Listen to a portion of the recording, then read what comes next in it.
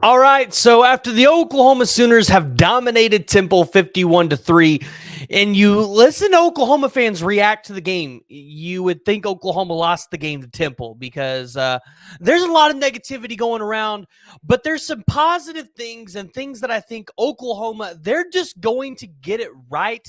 It's only going to get better for specific groups, especially the offensive line. I'm here to tell you why, here to tell you what you need to look out for, and why you should be excited going into Houston. Before we dive into it, though, I want to hear from y'all. So, as always, join the discussion, give me your thoughts. And if you're new to the channel, make sure you hit that like, hit the subscribe button. Let me know what you guys think. All right, let's dive into it. So, 51-3, Oklahoma won the game. It didn't feel like an offensive just performance, but Jackson Arnold had 4 TDs in that game. And the reason why is it just felt like at times the offense was slow, like they weren't really trying. And it felt just like they were trying out a lot of new stuff, right? That's really what it felt like. And I think you really have to turn to the Oklahoma rushing room to be able to see that. And you see Taylor Tatum with 5 carries, Sam Franklin with 4, Javonte Barnes with 5, Gavin Sawchuk with 6. Like the running backs for Oklahoma really didn't get that many touches. Jackson Arnold, Michael Hawkins combined for 13 rushes in that game. So looking at it, the Oklahoma running backs only had 20 carries. Jackson Arnold and Michael Hawkins had 13. We're 7 away from having what the running backs had. I look at this and I say, although people didn't necessarily see a lot out of Gavin Sawchuk and Javonte Barnes, where I felt like you really wanted to see a lot out of them because one of them was your 1A and one of them was your 1B, I think you really got a lot of confidence in that room, especially after you saw Sam Franklin and Taylor Tatum, when they would be able to break through the gaps in the offensive line. They were able to get 10, 15, 20 yards on a run. I mean, it looked like Taylor Tatum's longest was 35. Sam Franklin's was 30.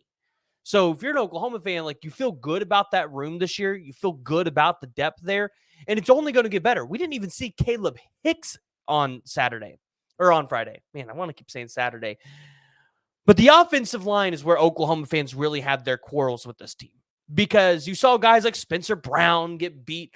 You saw Michael Tarquin get beat a couple times. Like Jackson Arnold was under pressure. And, I know a lot of you guys have heard Jay at this point talk about it. Coops talked about it. I've talked about it. Like it might have been more of a designed pressure. Thanks to Jay. That was a great point of view on that one. But it might have been designed to be that way, to allow Jackson Arnold to have a little bit more pressure on him, to see him throw in the middle of the field, see how he's going to do with that kind of pressure against a team like Temple, where it really just doesn't matter and you're going to be able to beat them.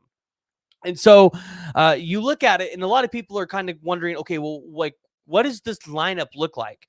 The good news is Brent Venables talked about Jake Taylor being able to be ready this week for Houston. And if you're an Oklahoma fan, that's exciting because Jake Taylor at right tackle is going to be an absolute dude and somebody that I think everybody should really be excited about. Now, you look at what the lineup would look like let's say by Tennessee, if it's fully healthy, you would probably have a Branson Hickman at center, a Fabichi Wewu at right guard. At left guard, I still think your answer is Heath Ozaida or Garion Hatchett. But regardless, if Branson Hickman's not healthy, you're going to be able to create a center competition between Troy Everett, Garion Hatchett, Josh Bates, and then when Hickman comes back, he's going to be able to compete in that competition or maybe just take a spot back altogether. Then you look at the left guard spot. So Heath Ozaida, Garion Hatchett. You've also got EPL, who played really, really well. A lot of people are excited about him. True freshman, completely studded athlete. The interesting thing is you could have 4 or 5 guys competing for a starting center spot, a backup center spot, but then those 4 guys can also go compete for a backup guard spot as well. So when it comes to the interior offensive line, that spot is really deep. I feel like Oklahoma knows what they have there. When you look at your tackles, though, this is where I think you guys have a lot of questions and where I think we can provide you some hope and tell you it's going to get better. Because if Jake Taylor starting on the right side and you figure out Heath Ozaida or a Garion Hatchett can play left guard, you can move Sexton back to left tackle. Now, what does that do with Tarquin? Well, that means Tarquin can go and be a swing tackle in the 2 deep. He can play on the right side and the left side. Additionally, Spencer Brown can move to the 2 deep as well. Spencer Brown didn't shine as much in the starting rotation, but Spencer Brown is a guy that a lot of people believe maybe, just maybe, he could shine in the 2 deep alongside a guy like Michael Tarquin. And then not only that, but you have a guy like Isaiah Autry-Dent, who I think he's like 6'7" or 6'8" now, 320, 330 pounds. Like, dude's an absolute monster. Dude's going to be a guy that sees the field this year. And if you're an Oklahoma fan, that tells you the offensive line is going to get better. Now, you look at the quarterback play, you saw a lot of really good things from Jackson Arnold, right? And again, I think a lot of this, these questions with the offensive line will get fixed over the next couple of weeks as you see the passing game develop more and the running game. And how you get the running game to develop more is the passing game develop. We didn't see Deion Burks and Andrel Anthony get targeted as much, I think, as a lot of people would have wanted them to get targeted. I think Deion Burks only had six receptions for 36 yards and 3 touchdowns, right? So 3 of those were down in the end, in the red zone.